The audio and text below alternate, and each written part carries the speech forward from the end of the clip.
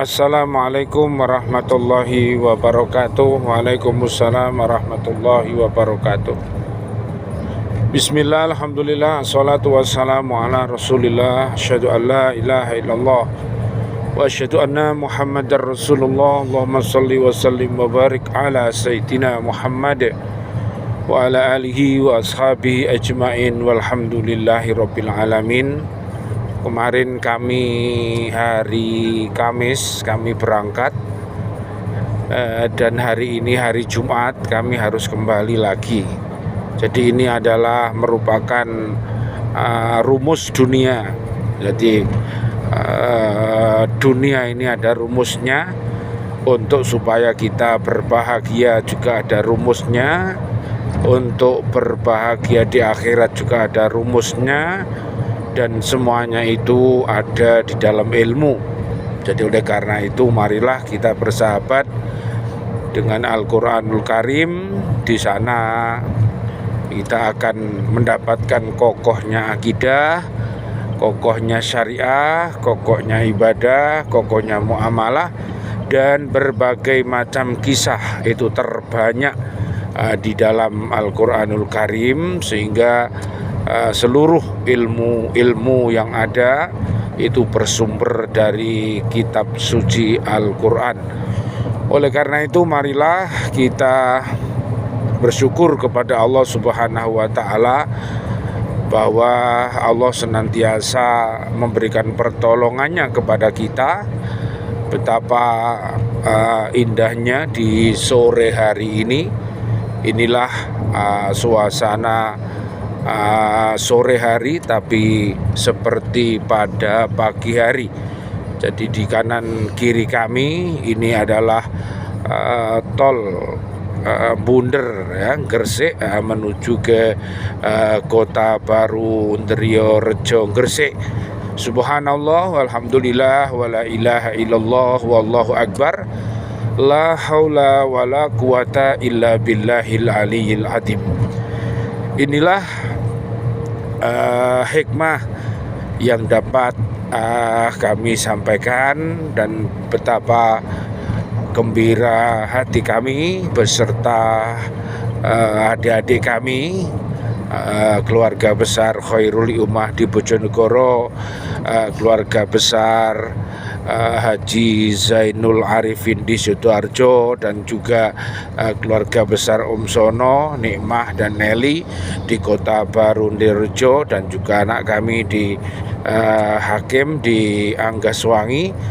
Dan kesemuanya kami ditakdirkan oleh Allah Subhanahu wa Ta'ala untuk bisa berkumpul dari berbagai rumah masing-masing, kemudian kami berkumpul dan akhirnya kami berbuat sesuatu yang bermanfaat untuk mengambil hikmah dari pelajaran-pelajaran yang berharga yang pernah ditanamkan oleh ayah dan ibunda kami, yaitu yang terhormat Bapak Haji Sunawar dan juga Ibu Haja Sofiatun, yang kemarin kami bersama-sama untuk memperingati 100 harinya. Jadi ada di surat 37, namanya surat As-Saffat ayat 100, ada sebuah doa, Rabbi habli minas solihin. Ya Allah, jadikanlah kami suami istri orang yang soleh solihah, dan juga anak cucu kami jadikan generasi yang soleh dan solihah. Mari kita lihat di surat Al-Isra ayatnya 24. Kemudian Allah Subhanahu wa Ta'ala memerintahkan kepada kaum muslimin dan muslimat agar bersikap rendah hati dan penuh kasih sayang kepada kedua orang tua. Jadi kalau kita ini mau belajar yang namanya kasih sayang, guru kita yang utama adalah ayah dan ibu kita. Jadi marilah kita bersama-sama belajar menebar kasih sayang itu sebagaimana yang pernah dicontohkan oleh kedua orang tua kita, yaitu ayah dan ibunda kita. Yang dimaksud dengan sikap rendah hati dalam ayat ini ialah menaati apa yang mereka perintahkan selama perintah itu tidak bertentangan dengan ketentuan-ketentuan agama. Jadi inilah sikap rendah hati, itu mentaati segala yang disampaikan oleh ayah ibunda kita, di mana apa yang disampaikan itu tidak bertentangan dengan agama Islam. Apabila bertentangan, tentunya kita sebagai anak, kita dimohon untuk bersikap yang arif, yang bijak, ya.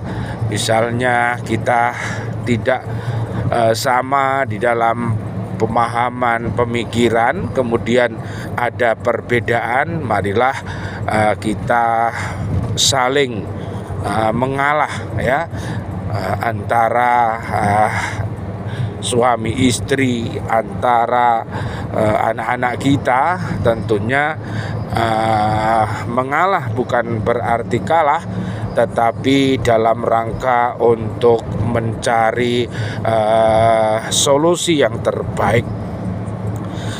Taat anak kepada kedua orang tua merupakan tanda kasih sayang dan hormatnya kepada mereka, terutama pada saat keduanya sangat memerlukan pertolongan anaknya. Jadi tolong menolong antara anak dengan orang tua ini semuanya akan mengingatkan kita di masa-masa kecil kita, karena kita sampai saat ini tumbuh berkembang menjadi orang tua, menjadi suami, menjadi istri, dan anak-anak semuanya juga pernah menjadi anak-anak yang pernah dididik oleh kedua orang tua kita. Ditegaskan bahwa sikap rendah hati itu harus dilakukan dengan penuh kasih sayang, tidak dibuat-buat untuk sekedar menutupi celaan atau menghindari rasa malu pada orang lain. Jadi ini artinya sebuah perilaku seorang anak kepada kedua orang tuanya ini bukan basa-basi, tapi ini adalah tulus dilakukannya dengan niat ikhlas, sehingga akan menjadi amal yang utama nantinya.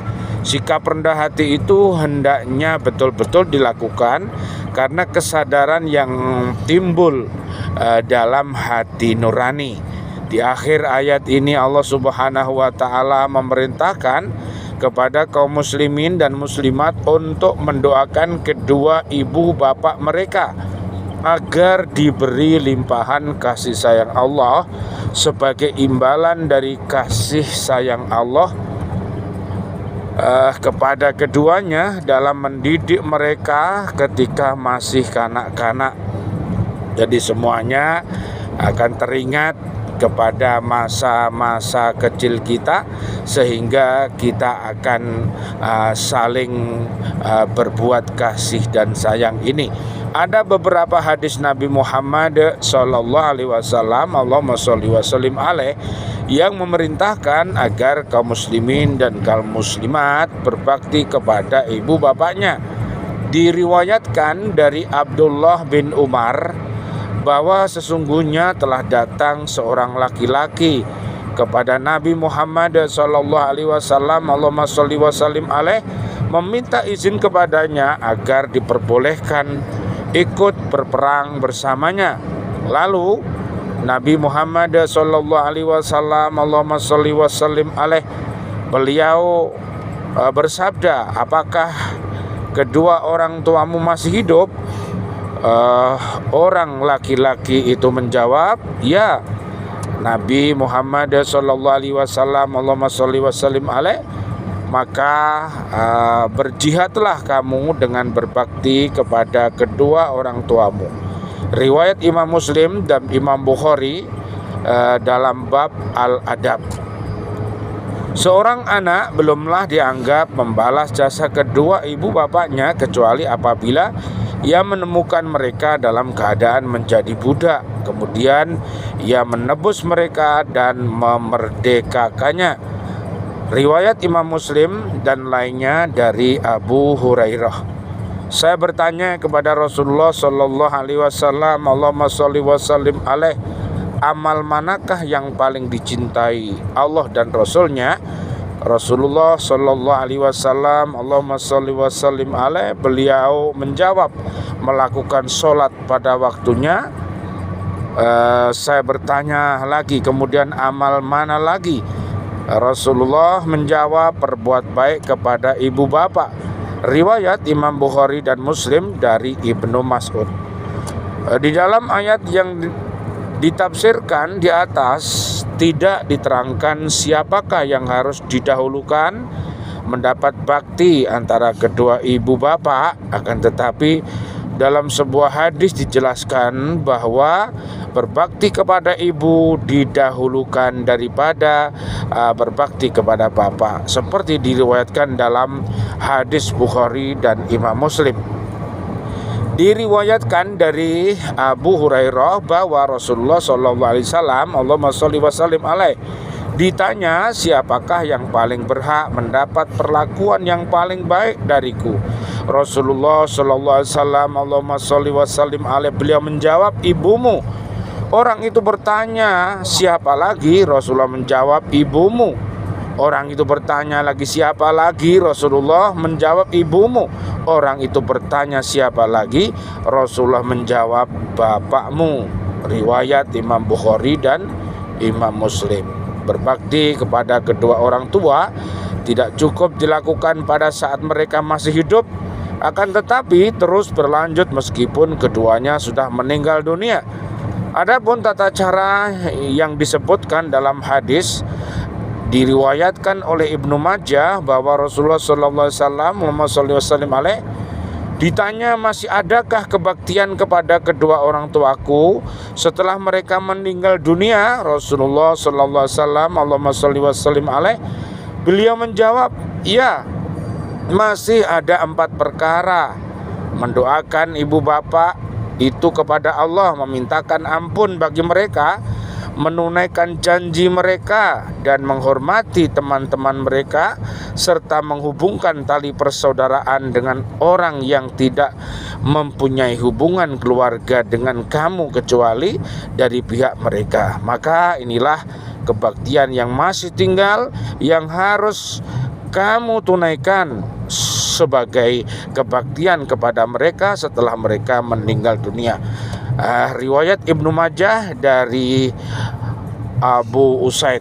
Subhanallah, alhamdulillah, wala ilaha illallah, wallahu akbar, la haula wala quwata illa billahil aliyil azim. Inilah hikmah yang kami dapatkan di hari Kamis sampai hari Jumat, yaitu tanggal 18-19 April 2024 Miladiah 1445 Hijriah, dari sepanjang jalan tol di Bunder menuju di Kota Baru Ndriyorejo Gresik.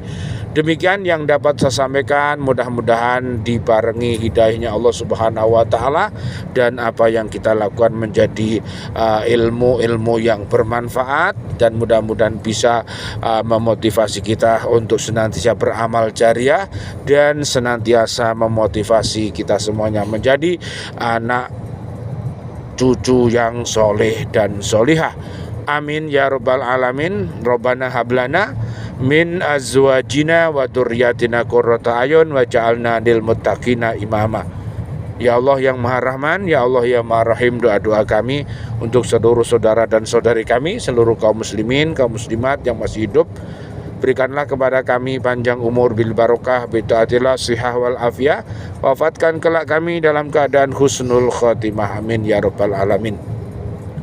Ya Allah yang Maha Rahman, ya Allah yang Maha Rahim, doa-doa kami untuk seluruh saudara dan saudari kami, seluruh kaum mukminin mukminat yang sudah wafat, wabil khusus ayah dan ibunda kami, seluruh guru-guru kami dan para sahabat-sahabat kami, wabil khusus masyarakat di Desa Ngelarangan, Kecamatan Kanor, Kabupaten Bojonegoro, dan juga warga kami yang ada di Kota Baru Nderyo Rejo Gresik. Mudah-mudahan senantiasa dalam perlindungan Allah Subhanahu wa Ta'ala. Mudah-mudahan negeri kita ini menjadi negeri yang aman, negeri yang nyaman, penduduknya beriman. Apabila berbuat maksiat, mudah-mudahan cepat-cepat bertaubat agar mereka selamat dunia akhirat. Walafu minkum, wassalamualaikum warahmatullahi wabarakatuh. Waalaikumsalam warahmatullahi wabarakatuh.